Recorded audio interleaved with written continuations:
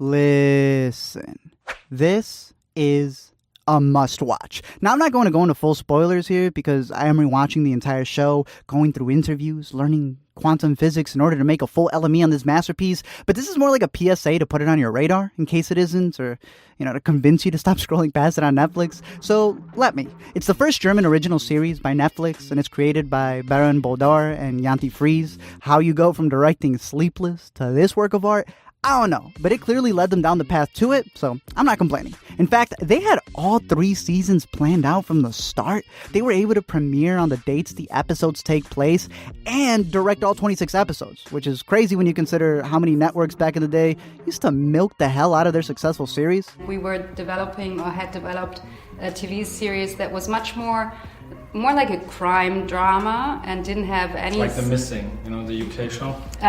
But it's like an old thing, and we were kind of bored by it already anyway, so we thought, okay, we need something to spice this up. We need one more element, and we were also working on a time travel movie at the same time. So we had all this stuff on the table and thinking, okay, so what are we going to pitch Netflix? And they were just lying next to each other, and we were like, okay, how about we merge those two? And that's when suddenly the spark was there. Now, originally, I kept holding it off, even though Alina kept recommending it to me. My friend Rihanna was sending me death threats to watch it. But it wasn't until, no lie, a book was mailed to me with no return label, claiming to be written by a time traveler, that I was like...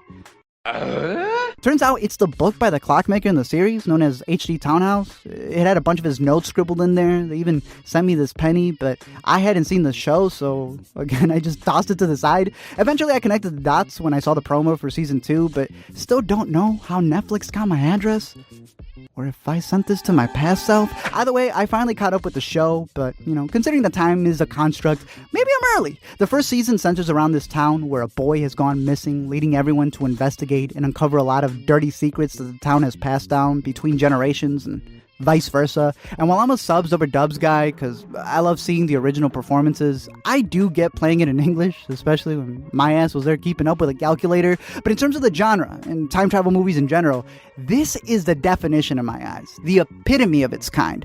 Does it get confusing, heavy, dark? Yeah, but is it worth it? Ooh, I would highly recommend these timelines made by Taylor Holmes over on his Think Breakdowns, because there are a lot, and I mean a lot of these family trees out there, but they just end up looking like oodles and noodles. So trust me when I say that there is no better family tree out there for the show. No reason for me to even recreate one, because this dude has it made. They are detailed. He recognized that Hannah wasn't 100 from the start, and on top of it all, they're free.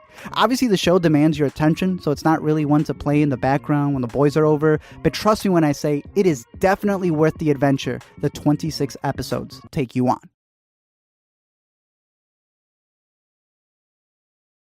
So remember in Spider-Verse how Kingpin funds this machine in order to bring back his deceased family, but instead rips open the multiverse and won an Oscar? Well, that's this to a darker degree. It's kind of like the theory that if time travel were to be discovered in the future, then it would already be discovered now. We just don't notice the time travelers amongst us. The entire time you think you're watching a group who's trying to fix their world, not realizing that they're just a loop that sprung about from the original world when Tannhaus tried to save his family. So it's kind of gutsy to be like, these aren't even real people. And the only reason that they're there, the only reason their inverted cycles continue, is because they're kept alive through their own deceit, their own violence, and of course Hannah not being 100. And the dude who started this all doesn't even realize it. I love how it takes multiple concepts and blends them together for the paradoxes to, in a sense, kind of like cancel each other out. I love how the show tackles the town's history and how traits or decisions caused by one generation still ripple into the next. Movies like Endless, which I really like, also cover that idea of us being our own pitfall, how we end up being stuck in loops because of our own desires, the illusion of free will that many times predestines people to their misery, and the idea that your own actions can come back to haunt you and your family, even if it ends up being a parallel you. Thank you guys for checking out this video. I'm curious to know your thoughts down below in the comment section. Like I said, the fact that they had this all planned out from the start, I think is genius, because it's very rare that happens. And honestly, that's only possible, I think, because of like streaming services. I know Russian Doll on Netflix is also doing something similar where they have their full 3 just planned out, which is really cool because I don't mind the shows that make it up as long as they go. Breaking Bad was one that did that, but it's cool to see that there's things that were already in season 1 that are just paying off by season 3. 3 because everything's been set. There's very few things that I have like against the show. Probably one of the only things would be some of the casting and the idea of just putting bangs on someone so we recognize them from, moment to moment. Other than that, probably Netflix being disrespectful for thinking I'd skip the intro song. But I'm curious to know your guys' thoughts on this. Any theories, any other things that you guys have? Like I said, I'm working on a much longer video for this.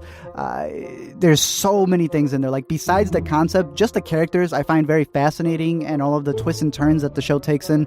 But here's some other ones in case you had, more movies that you wanted to watch or shows. These are some of my favorite right here. If you have any recommendations, hit me up with them. Any other shows that you think are just as good, maybe even better. I'm curious to see them. But until next time, don't forget to comment, like, and subscribe. Listen, this is a must.